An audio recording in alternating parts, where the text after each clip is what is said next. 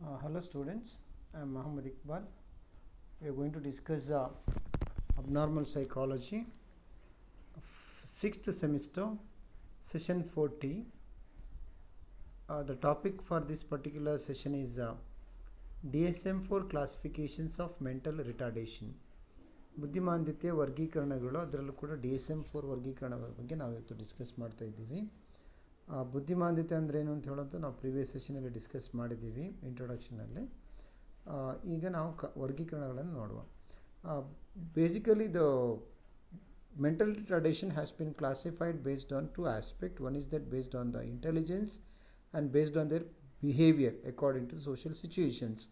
ಬುದ್ಧಿಶಕ್ತಿ ಆಧಾರದ ಮೇಲೆ ಮತ್ತು ಅವರ ಸಂಯೋಜನೆ ವರ್ತನೆ ಮೇಲೆ ಆಧಾರಗಳ ಮೇಲೆ ನಾವು ವರ್ಗೀಕರಣವನ್ನು ಮಾಡಿರ್ತಾರೆ. ಬುದ್ಧಿಶಕ್ತಿ ಪರೀಕ್ಷೆಯ ಬೇಸಿಸ್ ಮೇಲೆ ಮಾಡಿರುವಂಥದ್ದು ಮೇಧಾವಿಗಳು, ಸಾಮಾನ್ಯರು ಅಥವಾ ಅಪಸಾಮಾನ್ಯರು ಅಂತ ಹೇಳೋದನ್ನು ಡಿಸ್ಕಸ್ ವರ್ಗೀಕರಣ ಮಾಡಲಾಗಿದೆ.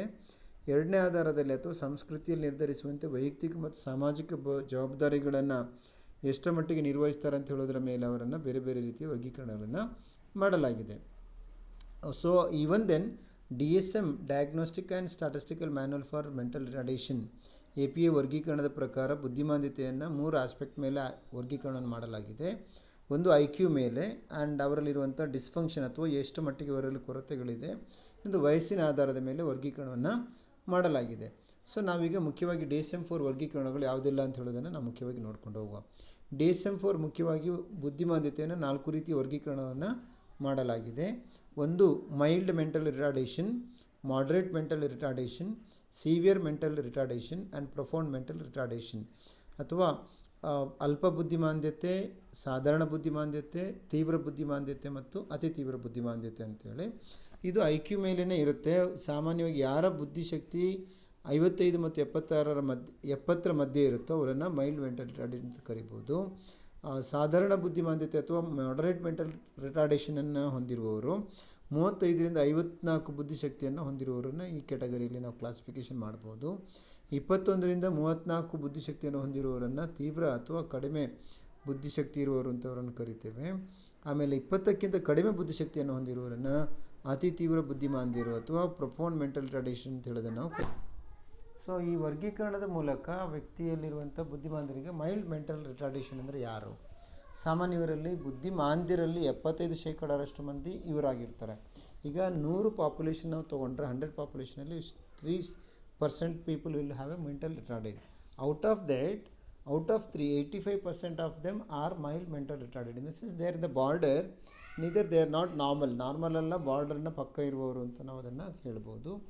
ಆ್ಯಂಡ್ ದೆನ್ ಅವರ ಮೆಂಟಲ್ ಏಜ್ ಎಷ್ಟಿರ್ತದೆ ಅಂತ ಹೇಳಿದರೆ ಸಾಮಾನ್ಯ 10 ವರ್ಷದ ಮಾನಸಿಕ ವಯಸ್ಸನ್ನು ಹೊಂದಿರ್ತಾರೆ. ಮತ್ತು ಅವರಲ್ಲಿ ಏನಾಗಿರ್ತಾರೆ ಅಂತೇಳಿ other than that they will have a normal day to day life. But the major thing is that they cannot perform, that intellectual performance will be slow. So ಅವರಿಗೆ ಸಾಮಾನ್ಯರಿಗೆ ಹೇಳಿದಷ್ಟು ಅವರಿಗೆ ಅರ್ಥ ಆಗೋದಿಲ್ಲ. ಸ್ವಲ್ಪ ಹೆಚ್ಚಾಗಿ ಅವರನ್ನು ಕಾನ್ಸಂಟ್ರೇಟ್ ಮಾಡಿಕೊಂಡು ಗೈಡೆನ್ಸನ್ನು ಮಾಡಿದರೆ they can do all the work like. So ಇವರನ್ನು ಶಿಕ್ಷಿತರನ್ನಾಗಿ ಮಾಡ್ಬೋದು, ಎಜುಕೇಷನ್ ಕೊಡ್ಬೋದು ಇವರಿಗೆ. ಮತ್ತು ಇವರಿಗೆ ತರಬೇತಿಯನ್ನು ಕೊಡೋದ್ರ ಮೂಲಕ ಯಾವುದೋ ಒಂದು ಸಮಾಜದಲ್ಲಿ ಹೊಂದ್ಕೊಳ್ಳುವಂಥ ಇವರನ್ನು ಮಾಡ್ಕೊಳ್ಳಿಕ್ಕೆ ಆಗುತ್ತೆ. The second category of the moderate mental retarded, they are in the 10% of the mental retarded group. And ಇವರಿಗೇನು ಅಂತ ಹೇಳಿದರೆ they will have a mental age of around 6 years. ಒಂದು 6 ವರ್ಷದ ಮಗು ಎಷ್ಟು ಬುದ್ಧಿಶಕ್ತಿಯನ್ನು ಹೊಂದಿರುತ್ತದೋ ಅಷ್ಟೇ ಬುದ್ಧಿಶಕ್ತಿಯನ್ನು ಇವರಿಗೆ ಹೊಂದಲಿಕ್ಕೆ ಸಾಧ್ಯ ಇದೆ. ಹಾಗಂತ ಇವರು ವಯಸ್ಸು ಹೆಚ್ಚಾದಂತೆ 6 ವರ್ಷದ ಬುದ್ಧಿಶಕ್ತಿ ಬರುತ್ತೆ ಅಂತ ಹೇಳೋಕ್ಕೆ ಬರಲ್ಲ. ಅದಕ್ಕೆ ಬೇಕಾದ ತರಬೇತಿಗಳನ್ನು ಮತ್ತು ಅವ್ರಿಗೆ ಬೇಕಾದಂಥ ವಿಶೇಷ ಶಿಕ್ಷಣವನ್ನು ನೀಡೋದ್ರ ಮೂಲಕ ಅವರನ್ನೇನು ಮಾಡಬೇಕು, ಇದಕ್ಕೆ ತಕ್ಕಂತೆ ತಯಾರಿಯನ್ನು ಮಾಡಬೇಕಾಗುತ್ತೆ. ಇವರ ದೈಹಿಕ ಇವರ ಮಾನಸಿಕ ಅಸಮರ್ಥತೆ ಜೊತೆಗೆ ಕೆಲವೊಂದು ದೈಹಿಕ ಅಸಮನ್ವಯತೆಗಳು ಕೂಡ ಇರ್ತವೆ. ಅಂದರೆ ಇವರಲ್ಲಿ ಏನಾಗಿರೋದಿಲ್ಲ, motor coordination, eye hand coordination ಇತ್ಯಾದಿಗಳೆಲ್ಲ ಸ್ವಲ್ಪ ಕಡಿಮೆ ಇರ್ತವೆ. ಜೊತೆಗೆ ಅಸಮರ್ಪಕ ಬೆಳವಣಿಗೆ ಮತ್ತು ಕುಂಠಿತವಾಗಿರೋ ಸಾಮರ್ಥ್ಯಗಳಿಂದವಾಗಿ ಹಿಂದುಳಿದ ಇವರನ್ನು ತರಬೇತಿ ಮೂಲಕ ಕೆಲಮಟ್ಟಿಗೆ ಸ್ವಾವಲಂಬಗಳನ್ನಾಗಿ ಮಾಡಬಹುದು. We can make them somehow they can lead a life. ಅವರ ಸೆಲ್ಫ್ ಅಥವಾ ಸ್ವಂತ ಕೆಲಸಗಳನ್ನು ಮಾಡಿಕೊಳ್ಳೋ ಟ್ರೈನಿಂಗ್ ಕೊಡೋದು ಅಥವಾ ಸ್ವಲ್ಪ ಅವರವರ ಕೆಲಸಗಳನ್ನು ಮಾಡ್ಕೊಳ್ಳಿಕ್ಕೆ ಬೇಕಾದಂಥ ತರಬೇತಿಯನ್ನು ಕೊಟ್ಟರೆ ಇವರು ಅದಕ್ಕೆ ತಕ್ಕ ಸ್ವತಂತ್ರ ನಿರ್ವಹಣೆಯನ್ನು ಮಾಡಿ ಅವರು ಲೈಫನ್ನು ಲೀಡ್ ಮಾಡೋಕ್ಕಾಗುತ್ತೆ. ಆ್ಯಂಡ್ ತೀವ್ರ ಬುದ್ಧಿಮಾಂದ್ಯತೆ ಅಂತ ಹೇಳೋದು ಸಿವಿಯರ್ ಮೆಂಟಲ್ ರಿಟಾರ್ಡೆಡ್. ಇವರು ಬಹಳ ಕಮ್ಮಿ ಮಂದಿಯಲ್ಲಿ ಇರ್ತಾರೆ. ಇವರಿಗೆ ಬುದ್ಧಿಮಾಂದ್ಯತೆ ಅಂತ ಹೇಳಿದರೆ ಬುದ್ಧಿಶಕ್ತಿ ಇವರಲ್ಲಿ ಬಹಳ ಕಡಿಮೆ ಅಂತ ಹೇಳುವಂಥದ್ದು ಅಂದರೆ ಬಹಳ ಕಡಿಮೆ ಇರುತ್ತೆ. ಮಾನಸಿಕ ವಯಸ್ಸು ಸಾಮಾನ್ಯ 1 ಅಥವಾ 2 ವರ್ಷದ ಮಗು ಅಥವಾ 3 ವರ್ಷದ ಮಗುವಿನಷ್ಟು ಮಾನಸಿಕ ವಯಸ್ಸು ಇರ್ಬೋದು. ಅಂದರೆ ಇವರು ದೈಹಿಕ ವಯಸ್ಸು ಎಷ್ಟಾದರೂ ಕೂಡ ಇವರಿಗೆ ಸಾಮಾನ್ಯವಾಗಿ ಇಲ್ಲಿ ನೋಡಿ 4 ವರ್ಷದಷ್ಟು ಮಗುವಿನ ಸಾಮರ್ಥ್ಯವನ್ನು ಹೊಂದಲಿಕ್ಕೆ ಸಾಧ್ಯ ಇದೆ. ಸಾಮಾನ್ಯ ಪ್ರಾರಂಭದಿಂದಲೇ from the childhood, from infancy they are very slow, even their motor movement as well as their speech and everything it will be very slow. ಇವರ ಇಂದ್ರಿಯ ದೋಷಗಳು, ಕ್ರಿಯಾದೋಷಗಳು ಕೂಡ ಇವರಲ್ಲಿ ಜಾಸ್ತಿಯಾಗಿರೋದು ನಾವು ಕಾಣ್ತೇವೆ. ಜೊತೆಗೆ ಇವರಿಗೆ ಬೇಸಿಕ್ಕಾಗಿ ಟ್ರೈನಿಂಗ್ ಬೇಕೇ ಬೇಕು. ಜೊತೆಗೆ ಇವರನ್ನು ಪ್ರತಿಯೊಂದಕ್ಕೂ ಇವರು ಇನ್ನೊಬ್ಬರನ್ನು ಡಿಪೆಂಡ್ ಆಗಿರ್ತಾರೆ. ಇವರ ಆಹಾರ ಸೇವನೆ, ಉಡುಪು ಧರಿಸುವುದು, ಮಲಮೂತ್ರ ಇತ್ಯಾದಿಗಳೆಲ್ಲವೂ ಕೂಡ ಇನ್ನೊಬ್ಬರು ಇವರಿಗೆ ಮಾಡಿಕೊಡಬೇಕಾಗುತ್ತೆ. ಸ್ವಂತ ಇವರಿಗೆ ಮಾಡ್ಕೊಳ್ಳೋಕ್ಕೆ ಬರೋದಿಲ್ಲ. ಆ್ಯಂಡ್ ಅತಿ ತೀವ್ರ ಬುದ್ಧಿಮಾಂದ್ಯತೆ ಅನ್ನುವಂಥದ್ದು ಇವರಲ್ಲಿ ಏನಾಗಿರ್ತದೆ ಅಂತ ಹೇಳಿದರೆ they are always dependent. Their mental age will be around 2 years. ಒಂದು 2 ವರ್ಷದ ಮಗುವಿನ ಬುದ್ಧಿಶಕ್ತಿ ಎಷ್ಟಿರ್ಬೋದು, ಅದಕ್ಕಿಂತ ಜಾಸ್ತಿ ಇವರಿಗೆ ಆಗೋದಿಲ್ಲ. ಇವರಲ್ಲಿ ಬೌದ್ಧಿಕ ಅಸಾಮರ್ಥ್ಯತೆ ಜೊತೆಗೆ ಇತರ ಸಮಾಯೋಜಿತ ಚಟುವಟಿಕೆಗಳು ತೀವ್ರವಾದ ಕೊರತೆಗಳಿರ್ತವೆ.